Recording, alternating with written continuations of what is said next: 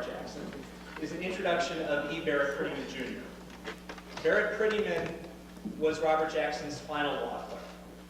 Barrett Prettyman was also someone who Jackson was aware of and at least casually acquainted with from Barrett's own youth, because Barrett Prettyman's father was a very accomplished, successful public servant, lawyer, and then federal judge in Washington, D.C. So often you'll see, literally on your nightly news, his name, actually his father's name, as the backdrop of a television story taken outside the federal courthouse in Washington, D.C., which is the E. Barrett Prettyman Sr. Courthouse, in honor of his father's long tenure on the D.C. Circuit. Barrett Prettyman, Jr., after his youth in Washington, his education, his military service, was a law student at the University of Virginia, as you heard this morning, invited Jackson down as a speaker and reestablished that connection, and then applied and was hired as that last law clerk, and worked solo for Jackson for what sadly turned out to be Jackson's last 14, 15 months on the court. Barrett Prettyman, like each of his predecessors, connected with Jackson in a deeply personal way, and a spark of personality from him connecting with Jackson is part of what I take away from my study of that relationship. One episode that Barrett remembers an aspect of is captured in a document that I think shows part of what Jackson knew and valued and enjoyed so much in him. The podiatrists, or some organization of podiatrists, at some point sent Jackson a letter informing him that he'd been selected to be their annual honoree, which was somewhat ridiculous. Jackson was no podiatrist, and I think his feet were fine. But it was a publicity-seeking attempt by the podiatrist. And Barrett chuckled over this invitation, this honor. What he doesn't know, but I found in my digging, is that during Jackson's convalescence in the spring of 1954 after a heart attack, one of the things that delighted Jackson as he was recuperating was a little chit, a little note that Barrett sent to Jackson in the hospital, which pertained to this honor, and asked Jackson if he'd be able to make the date on which the award would be given, and informed him that the dress code, of course, was black tie and bare feet. Barrett Prettyman today is one of the deans of the American legal profession of the bar in Washington, D.C., which he was the first president of. He's senior counsel in Eminence Grease, I don't know if that's on the business card, at Hogan and Hartson, a firm founded by Robert Jackson's great adversary in his first national case, Frank Hogan, the prosecution of Andrew Mellon, defended by Hogan and defeated by Jackson. Barrett Prettyman, in his career, has accomplished much that echoes the legal excellence of Robert Jackson. Barrett Prettyman is one of the inside stars of the Supreme Court bar. He's argued more than a dozen cases himself before the court. He's a brilliant oral advocate, as Jackson was. But it was, you were really off by yourself. I mean, so I had that clerk's office all to myself, and I didn't see Elsie or the messenger that much. I mean, I saw him every day, of course, but I mean, we didn't spend lots of time together. I was working my tail off. Had all those cert petitions and working on opinions too. What was a normal day for you? What time did you get in? I got in early. I got in almost always before the justice. It wasn't unusual at all for me to get in at least 8, 8:30, something like that. And I sometimes worked well into the evening. It was wonderful work, and I enjoyed it. It was great. I didn't feel badly about it at all, but it was hard work. I mean, I knew where I was and what this opportunity was and what my obligations were, what my responsibility was. And I was going to do whatever it took to be a good clerk. I didn't care what it took. I worked weekends almost always. Jackson's schedule, when would he come in? He'd come in a little later, sometimes as late as 10 o'clock. And sometimes he'd work till supper time, but sometimes he'd go home early. he didn't seem to be under a great deal of pressure. But again, I have to emphasize, by the time I knew him, he had done it all. I Sure. mean, you know, he'd been there for a dozen years, and he knew the routine. He knew what it took. He wrote swiftly and naturally. So he didn't have to spend the hours that I did. Do you work at home? He did work some at home, and a few times I went to his home to work with him. He would call and say, "Why don't you come out here?" I'd go out to Hickory Hill, and we'd sit on the porch there and a round table and work away. It was very pleasant.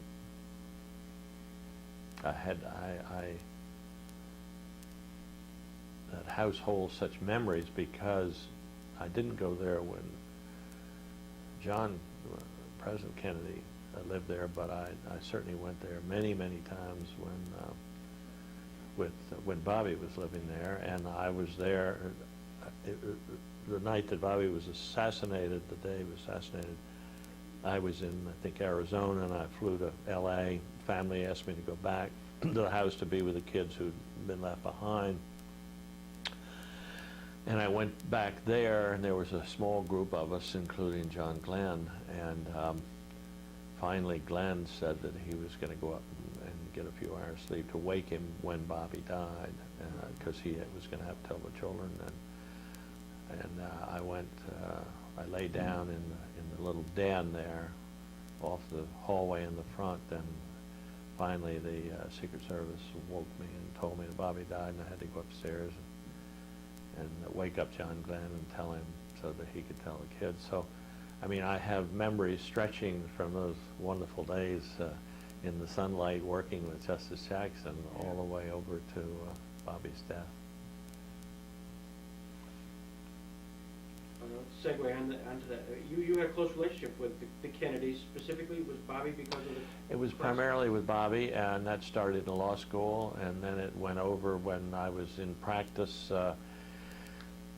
He called on me to take part in the getting back the Bay of Pigs prisoners, which ended up my going to Cuba and negotiating with Castro, going out to Hemingway's house and so forth. So I had a pretty close relationship with Bobby. Let's talk about it. 1961. Fidel Castro was now in his third year as Cuba's absolute ruler. And as he turned his nation toward communism in the Soviet Union, he was becoming a villain in Washington. John Kennedy was president now, victor in a tough, unbelievably close race with Richard Nixon. But there was unfinished business. An Eisenhower administration planned to invade Cuba with Cuban exiles. The invasion would become known as the Bay of Pigs. The CIA had trained the exiles secretly in camps in Central America. When they landed, the plan assumed Cubans would overthrow their dictator. The planners were keen to go ahead, but they'd have to convince the new and very green Kennedy White House. No.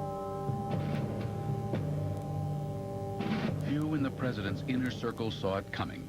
90 days into the term, they were all still filled with the euphoria of simply making it to the White House. A new president is still feeling rather heady. He's won the presidency. He's on top. He's got the magic touch. He can't lose. That's a very dangerous feeling to have when you're president. Dangerous because it can result in poor judgment. In Kennedy's case, it did. He'd been presented with a plan targeting Fidel Castro and Cuba, a plan that had seemed so plausible. The chiefs told him in late February 1961 that they had been gearing up the U.S. military for months. They'll have an amphibious landing on the beach, and then tomorrow they have a strike exercise, carrier strike exercise. Then they will be taken down to run to Panama. How many countries are represented? All but Cuba. But direct American intervention was intended as the last resort. This was supposed to be disgruntled Cubans overthrowing a communist dictator. It had been hatched by the CIA and endorsed by President Eisenhower in his last months in office.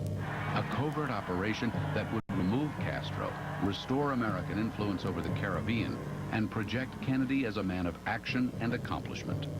This young president was presented with the recommendations of the chiefs and the CIA and President Eisenhower's plan to go ahead with this, I'll call it harebrained scheme to overthrow Castro. The CIA had devised two separate schemes to be run simultaneously. In Central America, it was training 1,500 Cuban exiles to invade Cuba and spark an uprising. At the same time, the CIA was trying to kill Castro. Robert Mayhew, a former senior FBI agent, was recruited to coordinate the assassination. I met with Chef Edwards and Jim O'Connell, who were my contacts within the CIA. They told me that they were planning on a program to assassinate Fidel Castro, and that they knew I had a contact with the mafia. They felt that they were the logical ones to take on this kind of assignment. By the time Kennedy was inaugurated, Mayhew had set up at the Fontainebleau Hotel in Miami and recruited two leading mafia figures to assist in the assassination of Castro, Sam Giancana from Chicago and Johnny Roselli from Miami. The first hope was that it could be done by assassination via firearms. Giancana reported back that he could not find anyone who had the tenacity or the willingness to get involved in such a situation. At which time the CIA came up with the plan of a poison pill. Giancana reported subsequently that his contact at the last minute had, I believe it was a female, because he claimed that she had lost her courage to go through with the plan. By the beginning of April, CIA officials were giving up hope that Castro's death would precede the invasion. They nevertheless pressed Kennedy to launch the attack. The military supported the mission. Kennedy and his new team felt reluctant to challenge the Joint Chiefs of Staff. I've only been there less than 90 days. Many of us didn't know very much about it, were inexperienced in such situations. In any event, weren't enthusiastic about it. Dean Rusk and I, in particular, had questions in our mind, but we didn't say no. Not a single one of President Kennedy's members of the executive branch advised against it. On April 15th, 8 B-26s, flying from a CIA-controlled airstrip in Nicaragua, bombed 3 Cuban airfields. But the surprise attack was no surprise at all to Castro. The outlines of the supposedly secret plan had been known in Havana for weeks. Castro ordered air batteries to be manned around the city. He stifled opposition by throwing 20,000 people in prison. The CIA's plan was doomed before the first troops landed at the Bay of Pigs. For 2 days, the exiles were pinned down along the Bay of Pigs, battling against overwhelming odds. They had been promised American air cover, but it never arrived. The small exile force was quickly pinned down on the beach by the withering fire of the defenders, and the Cubans still had the planes to sink 3 of the incoming ships. Throughout the battle, Fidel Castro was everywhere in complete control, giving orders. By 5:30 in the afternoon of April 18th, it was all over. 1,200 invaders were captured. They would later be traded for American medicines and food. 114 men had died. The Kennedys really wanted to get those prisoners back because they felt very responsible for their being there. And they wanted to get them back by Christmas, and this was already early December. We only had, I don't know, maybe a week to go, something like that. And so a group of us, private attorneys, worked out of the Justice Department, while Jim Donovan up in New York and John Nolan were actually dealing with Castro on the deal itself. We were getting a ship and planes and railroads and all the rest of it to get supplies into Florida where we could put it on the ship. And it was important that Kennedys be able to say this is not a government operation, because that would have upped the ante tremendously. This is a private endeavor. Well, of course, you know, it wasn't. I mean, we were all doing it right out of the Justice Department, but still. So I was in charge of transportation, of getting these planes and the boat and so forth, and then went to Florida, and we were loading this boat, and Castro got word that something was wrong. He was going to get a lot of junk and was going to be embarrassed. So he sent a couple of emissaries over, agents over in the middle of the night to see what was going on. And I only had about an hour's notice, so we repacked the ship and put all the good stuff on top. And they got there and looked things over, and then they went to my room at the Howard Johnson's and called Castro and told him that it was okay. There was some junk, but they were telling us to leave it all behind. So they would go around the dock and say, take this, leave this, don't want this, want this, and so forth. And then flew back to Cuba.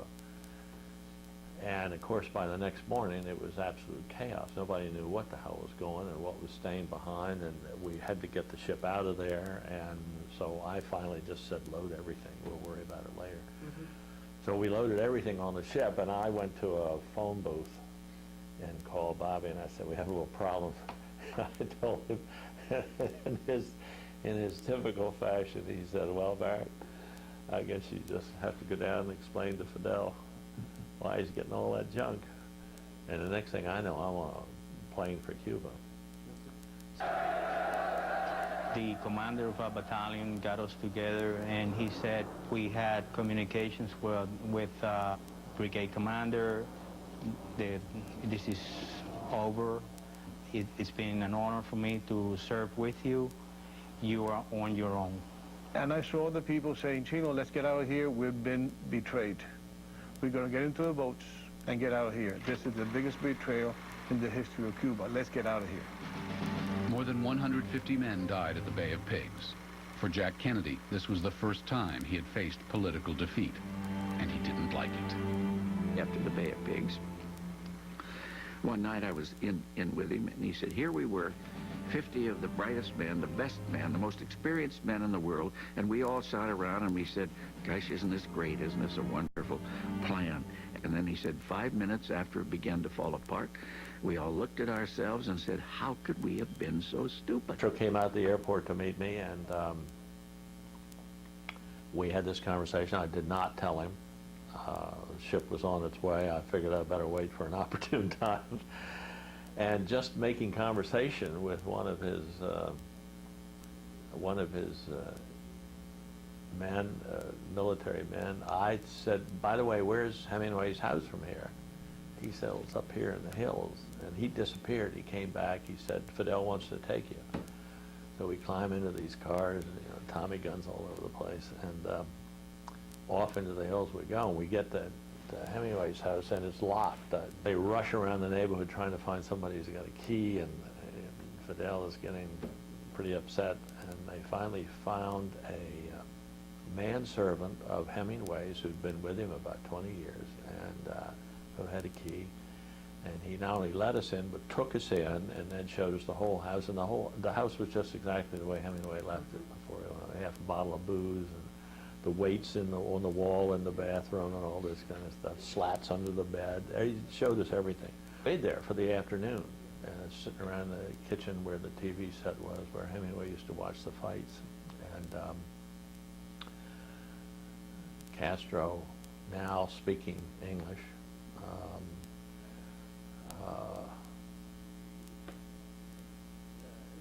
extending his relationship with Hemingway.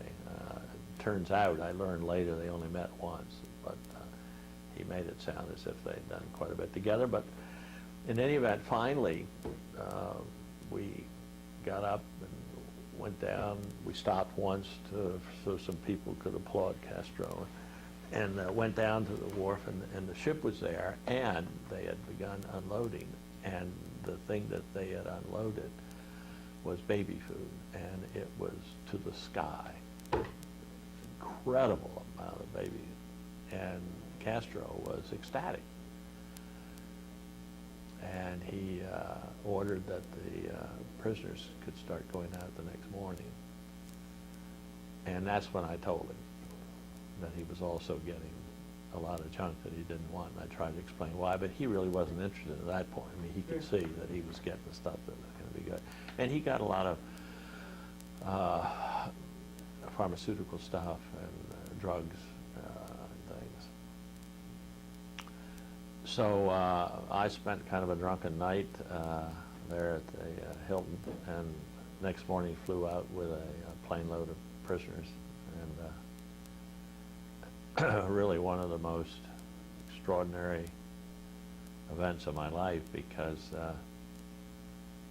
those prisoners were absolutely silent sitting down there on the runway, and MiGs would land so we couldn't take off, and the motor was going. It was one of those prop jobs, and motors were going and we couldn't take off. It was dead silence. And then finally we went down the runway,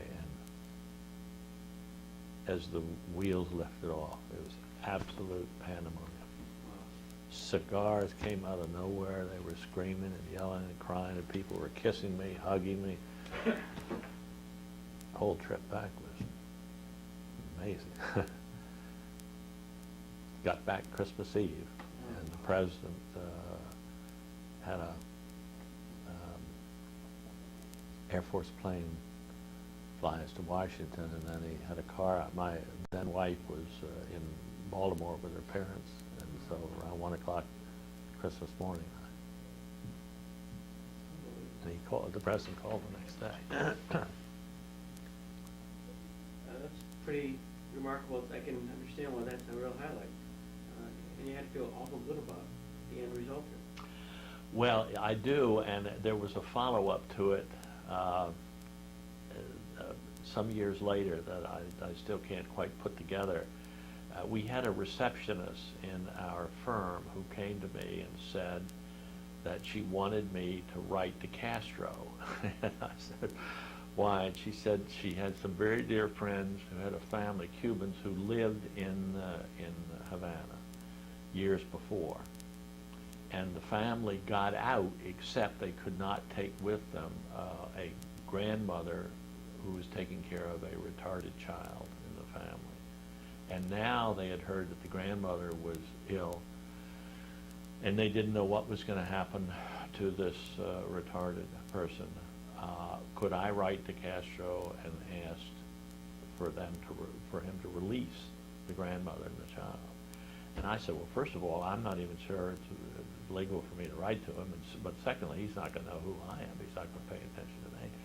And he said, oh, no, please, would you at least try? So I called the State Department and said, is this okay to do it? And they said, sure, go ahead. They won't pay attention to it, but go ahead and write and just send us a copy for our file. So I wrote to him, and I reminded him of our afternoon together. And of course, I never heard from him. But within a month, the police came and told the grandmother she'd have to leave everything behind, couldn't take anything with her, but put him on a plane. Wow. Good for you. Well, he was a very interesting fellow. I mean, the fact that he's outlived, what, how many presidents now, 7 or 8 or whatever, and still in power. He was a presence. He was not as scruffy as I had anticipated. He was tired. He was exhausted when I saw him. But he was very much an in-charge kind of guy. There were so many guns around that I was frankly thinking that he was not long for this world. It looked like somebody was going to knock him off. And of course, here he still is, how many years later, you know. He was intelligent. I would not say brilliant, but he was very intelligent. The language barrier, even though he spoke English, it was kind of a broken English, and therefore that's always a problem, and particularly when you're being interpreted before he was talking English, it's a problem to gauge somebody accurately. But I must say I was pretty impressed. Complete military victory. It was an enormous propaganda victory as well. It was the key moment for the consolidation of his regime. It allowed him to say to ordinary Cubans, to his allies in the Soviet Union, I was not crying wolf when I said the United States was going to organize an invasion. Here it is true. Mr. Castro has said that these were mercenaries. The United States now faced an even stronger Fidel Castro than it had before. The invasion also provided the perfect opportunity for Castro to announce a new phase in his revolution.